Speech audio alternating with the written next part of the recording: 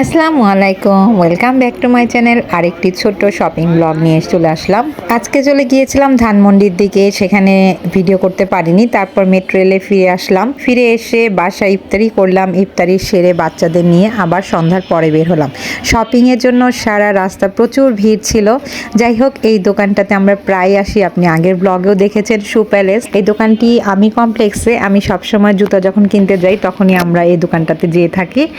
আমরা যাওয়ার পর দেখলাম প্রচুর রাশ ছিল দোকানে, যেহেতু এখন ঈদের সময়। তো ইমিকোর জন্য এবং দাইসকের জন্য জুতো কিনতে গিয়েছিলাম। তারপর ওদের পছন্দ মতো ইমিকোর জন্য নিয়ে নিলাম। এরপর অনেক ভিড় ছিল, আর দোকানের মালিক তো আমাদের খুব ভালো চেনে, আগের থেকে আমাদের পরিচয়, অনেক বছরের পুরনো সম্পর্ক। যাই হোক, তারপর আস্তে আস্তে আমাদের পছন্দের জুতোগুলো নিয়ে নিলাম। এরপর নিয়ে নিলাম ছেলের জন্য, ছেলের পছন্দ মতো সে যেটা পছন্দ করে সেটাও নিয়ে নিলাম। সাইজ মিল ছিল না, আইকো তো জুতো নিবে না, তো ওর জুতা কেনা হয়ে গিয়েছে। এরপর সাইজ মিলিয়ে দেওয়া হলো। কিছুক্ষণ অপেক্ষা করতে হয়েছে আমাদের। তো যাই হোক, তারপর অনেকক্ষণ গল্প করছিলাম ভাইদের সাথে, যেহেতু অনেক পুরনো সম্পর্ক, যার কারণে সবসময় আসলে একটুখানি মজা করি, গল্প করি। তারপর আস্তে আস্তে সবগুলো জুতা নেওয়া হয়ে গেল। আসলে ইমিকো দাইসকে জুতা কেনা হয়ে গেল। তারপর এক এক করে সবগুলো জুতো প্যাকেট করে দেওয়া হলো।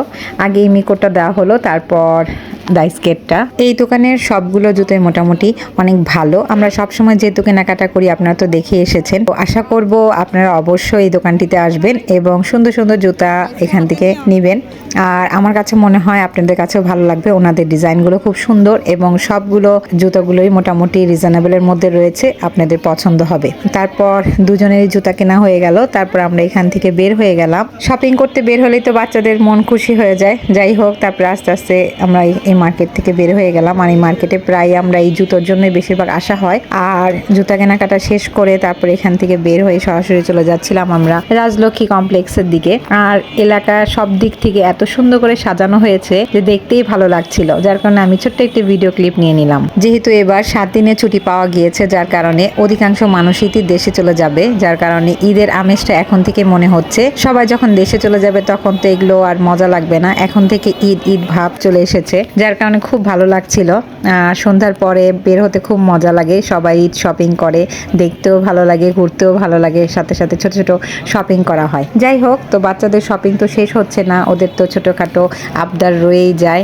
বিশেষ করে আমার বাচ্চাদের সবচেয়ে ছোটটা যেটা, সেটার আবদারটা একটু বেশি থাকে। সে এটা কিনবে, ওটা কিনবে, খেলনা কিনবে। তো ঈদের সময় জাস্ট খেলনাটা একটু কম কেনা হয়, যেহেতু বুঝাই যে এই সময়টা খেলনা বাদ দিয়ে তুমি অন্যান্য জিনিস কেনাকাটা করো। যাই হোক, ওকে নিয়ে আমি আস্তে আস্তে আলাদ্দিন টাওয়ারের দিকে চলে যাচ্ছিলাম। সেখান থেকে আমি নিগার প্লাজা চলে গেলাম। নিগার প্লাজায় ওর জন্য কিছু জিনিস কিনবো, যেহেতু সে ড্রেস কিনেছে, তার সাথে ম্যাচিং করে চুড়ি কিনতে হবে, অর্নামেন্টস কিনতে হবে। মেয়ে তো এখন বড় হয়ে গিয়েছে মাশাআল্লাহ, সে এখন সাজাগুজা করতে পছন্দ করে, যার কারণে তার জন্য কিছু কিছু জিনিস তো কিনতেই হয়। যাই হোক, যেতে যেতে আবারও দেখছিলাম এত সুন্দর করে সাজানো হয়েছে, চারিদিকে দেখতেই ভালো লাগছে, ঈদ ঈদ আমেজ। যাই হোক, তারপর নিগার প্লাজা ঢুকে গেলাম। এখানেও প্রচুর মানুষ ছিল ঈদ শপিং এর জন্য, সবাই মার্কেট করছিল।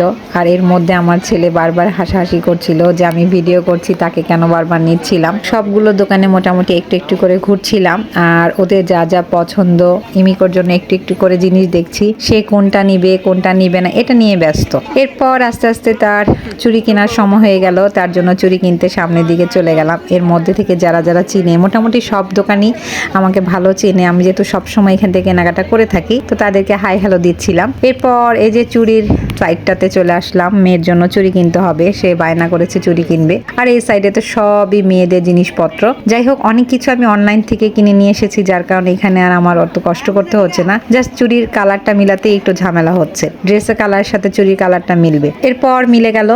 তারপর ওখান থেকে চুড়ি নিয়ে নিলাম, ওর বাবাকে দিয়ে দিলাম, তারপরে সে পেমেন্ট করে দিল।